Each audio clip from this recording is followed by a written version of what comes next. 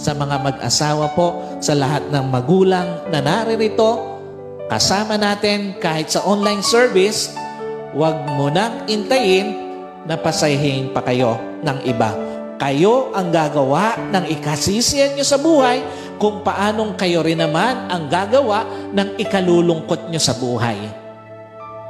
Kaya nga sa mga kapwa ko magulang, again, at sa mga magiging magulang, piliin mo na lang na sumaya sa mga huling araw ng buhay mo. Piliin mo na lang na maging malaya sa anumang mga hinanakit at higit sa lahat, piliin mo na lang na maging malaya sa anumang hinanakit at tampo sa iyong mga anak. At para po sa lahat ng mga anak, napakapalad mo kung inabutan mo ang pagtanda ng magulang mo. Dahil hindi lahat biniyayaan ng pagkakataon na maabutan ang pagtanda ng kanilang magulang.